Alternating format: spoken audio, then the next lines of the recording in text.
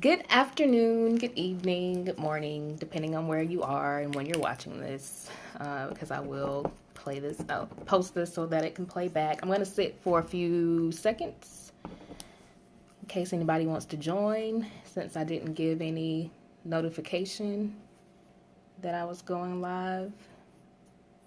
Hopefully I'm live in the right group right now. Let's see. Hey, Myra.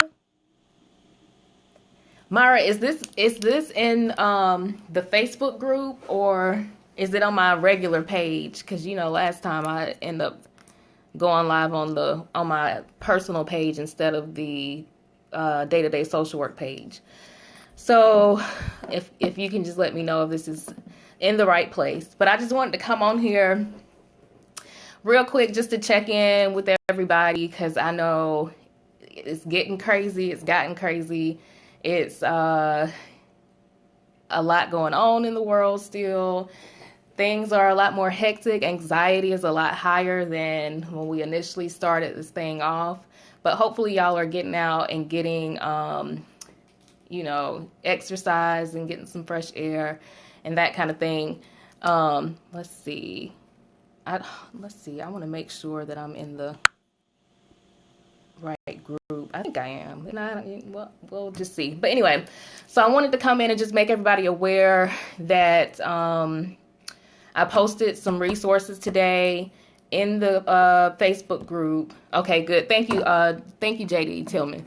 Because I wasn't sure. But I just want to let everybody know that I did post some resources in the Facebook group today. I posted, if you're in the state of South Carolina, I posted Prisma Health's virtual visit.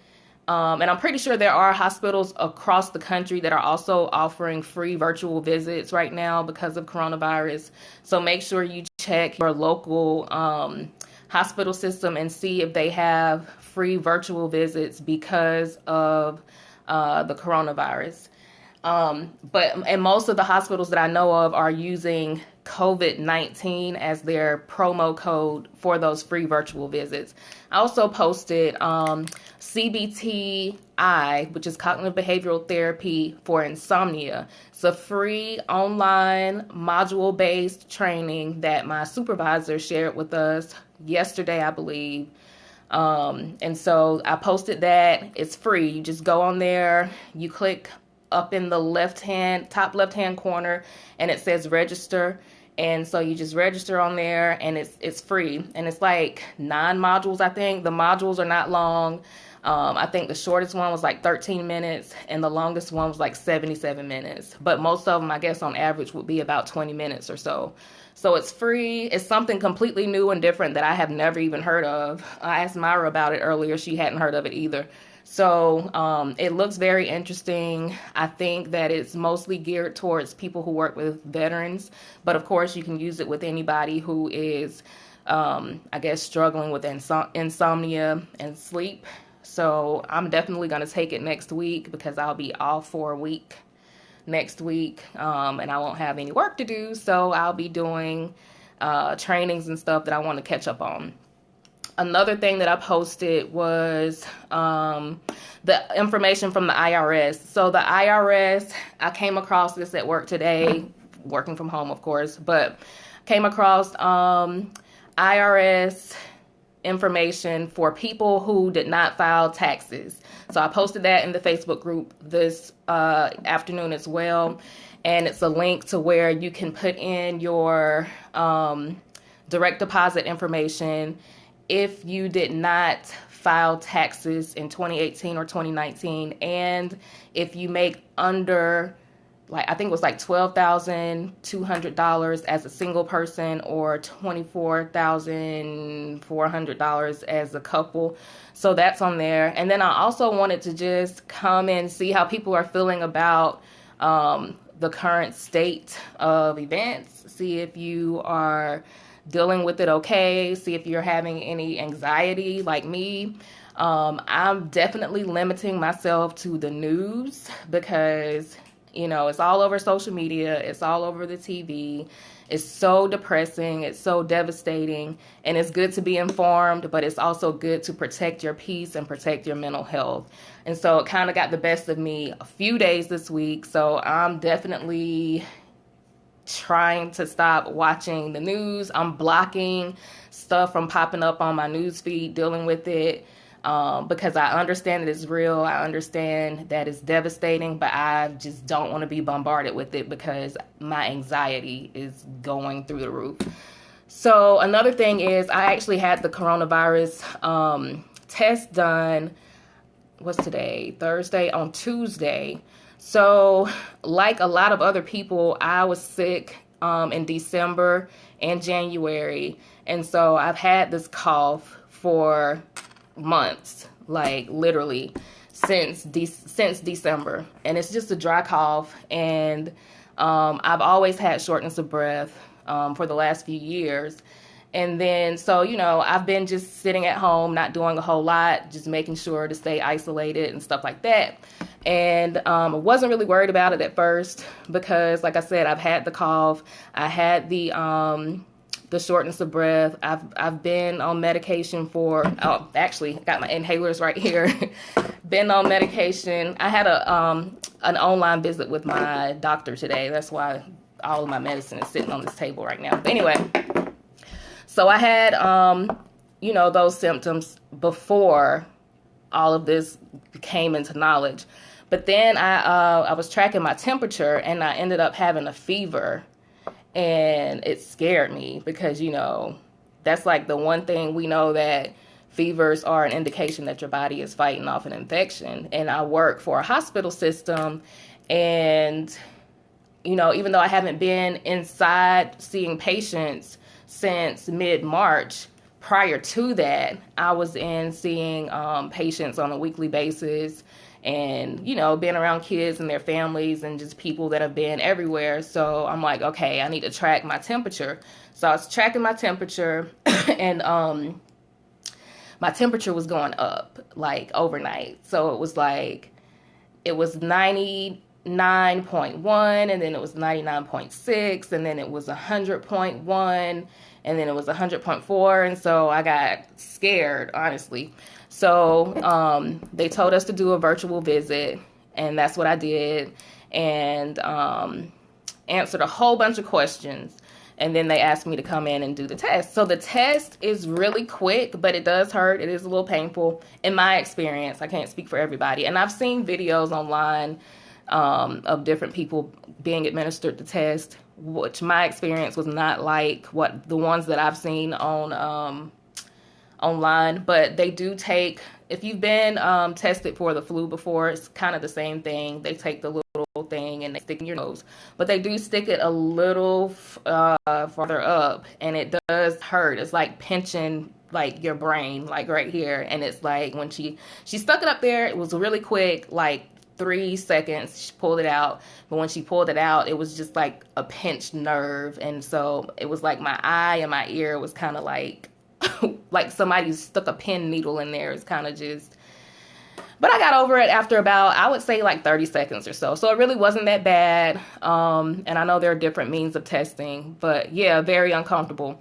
So yeah, but it was very quick. And I actually asked the lady to take my temperature because my thermometer at home, it's not a new thermometer, and I actually found it. I hadn't seen it in a long time. I went looking for it, and I ended up finding it. The battery was dead in the thermometer.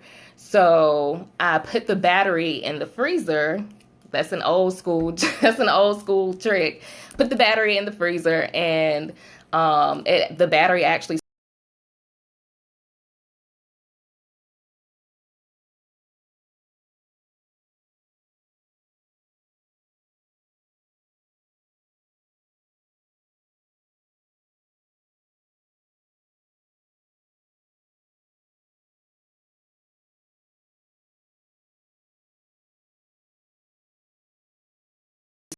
started working. So, okay, I think we're back. Okay, oh, let's see.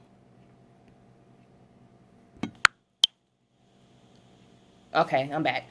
So I put the battery in the freezer, the battery started working, and the thermometer started working. But because the thermometer was so old, because like I said, I had just found it, just happened to find it, and then because the battery was not consistently working, I would have to put the battery in the freezer. I ended up asking the lady to take my temperature once she gave me the test, and my temperature was actually only 98.5. And so, then I told her about the thermometer, and she said, well, our temperatures fluctuate throughout the day, and it could easily go from 100.6 to 98.5. And so I was like, oh, well, I just kind of panicked. And she was like, no, you did the right thing. And so my test results came today. It was negative. Thank God. Like, I didn't get any sleep last night. I was so anxious because I did it on Tuesday. I was fine Tuesday night. Yesterday, though, which was Wednesday, I just did not sleep well. I went to sleep early because I was so tired, and I woke up around 3 something, and I just couldn't go back to sleep. So I tried to do some meditation. I tried to listen to some rain sounds and all that kind of stuff. That didn't work, and I really wasn't focused on that. So I came out here and slept on the couch, and I finally was able to go to sleep. But then I ended up waking up early again, and so I just got up to take a shower and do some work. So I was just so glad that my test was negative because if you have the symptoms and then you have that fever, it scares you. And I think anxiety is the main thing for a lot of people. One of my friends posted on Facebook that she was also very anxious, and she kind of just overthought and overreacted. But it's better to overthink and overreact and go and get tested if you have the ability to get tested, if they're willing to give you a test, because it's good to know your status if you can. And again, it depends on what the testing availability is in your area. But I was just so glad. So now I know how to move, but now it's still like I have to make sure that I stay negative. So I have to make sure to stay away from a lot of people, to wear a mask and all that other stuff. So please, y'all, just take care of yourselves. A lot of people's tests were rescheduled or moved out, and rightfully so. We want to be safe. So, just stay at home. I know we're bored. I know we're restless. I know we're anxious, but it's not that we can't go outside. Go outside. Exercise, take a run, take a drive, paint your house, paint a room, like just find stuff to do. Okay, I don't know what this is. Oh, okay. But, just find stuff to do. Keep yourself busy. Again, this at some point, and it may take a few more months. It may take until June or July, but it's better that we are safe than sorry, especially I see a lot of people comparing this to, the flu kills this amount of people every year and this kills this amount of people every year. And I get that, but this is something that's novel, it's new, and we don't have a vaccination for it. We don't have any treatments for it. So that's what makes it different, is because you get the flu, you can take Tamiflu, we get flu shots and all that kind of stuff. We don't have any of that for this. So that's what makes it different. And so to the people that are belittling this and making it seem like it's not a big deal, it really is. And people are actually dying and stuff like that. So, we all know this. But anyway, continue to study. I'll continue to post resources. If you are still interested in the Prerecorded Tutoring Series, I don't know if you missed the last post, but I did go ahead and put that on special. Instead of putting it back to the regular rate of $175, it's only $100 from now indefinitely until all this is over. And it's 75 days instead of just 60 days now. So just email me if you're interested, and we'll do what we can. So, and like I said in the post, if you have a hardship, just let me know. And we can try to negotiate and work something out. All right, so y'all stay safe. I'll be checking in again with y'all soon. And,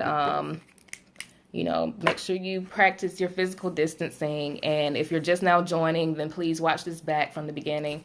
And also I posted earlier today that if you have taken the test and you have a negative result and you want to share your experience to kind of give other people some positivity and some hope, then please share on that post about your experience with taking the coronavirus test.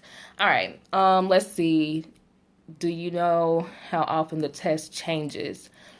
I don't know how often the test changes. I know that they are talking about, and this is just what I've heard in the news, so make sure you go and do your own research on it, but they were talking about a saliva test that they're in the process of developing. They have the thing that they stick up your nose that I took, and then they also have they're talking about doing blood testing. I don't know which ones they're actually using other than the one that they put up your nose. But I know that I've heard that they were going to start doing blood tests and saliva tests. But I'm not sure if that is in practice right now or if it is, where. So, any other questions before we end tonight? And I still want to do the walking group. That's another thing that I posted last week, is that I wanted to do a walking group where we can set a time and I'll get on live and we can talk about questions and stuff like that. I meant talk about whatever you want to talk about as we walk for like 30 minutes a day or 2 days out of the week or something like that. Let's see. No, the exam. Oh, how often does the exam change? The exam hasn't changed since 2018. Prior to that, the exam changed in 2015. So that was a 3-year stretch. So I don't know how often it changes, but that's the last 2 times that I knew about that it did change was 2015 and 2018. And also, again, this exam is very heavily focused on community content and material. And it has been since spring of 2018. So I don't know that they will change it back to more micro-based at some point soon. But the feedback that I had gotten before they started delaying the test out was community-based. No problem. You're welcome. Anything else? I see a few more people joined. Any other questions about anything before I end the live? And if you're just now tuning in, make sure to watch back and check out what I had to say. All right, so again, stay safe and just bear and hang in there and, do the best that you can. Thank you for the work that you do. For those of us who are still working and are essential workers and working in the healthcare fields and working in social services with like APS or CPS, Child Protective Services or Adult Protective Services, and you're still having to go and make contact with people on a regular basis, if possible, make sure you have your PPE. And if not, then please make sure that you voice your concerns to your people that you work for and that you stay safe out there. Thank you for the work that you do. Please take care of your mental health. There are resources out for therapists, for therapy, of course. And, I still see my therapist once every 2 weeks, and it's very helpful. But anyway, and then like I said before, if anybody is really to that point, that breaking point where they just feel like they just can't do this or whatever, you just feel completely depressed or whatever, just email me and we can talk. Like, we can verbally talk and I can try to help you walk through it and help you find a resource. I mean, you're a social worker too, but everybody needs help. So if you ever feel like just stir crazy and you really just need somebody to talk to and you don't have anybody to talk to, I'm just sitting at home, not doing much of anything, especially next week when I'm off for a whole week. So, we can do a little Skype chat for a few minutes, just let me know. But I don't want anybody, especially if you live by yourself like I do, and I have family that I call every night and we talk every night, but if you don't have anybody to talk to like that, or if you don't have any close friends that you feel like disclosing how you feel as far as anxiety and depression and stuff goes. If you want to talk, just let me know. All right, so y'all have a good evening, and I will chat with y'all later.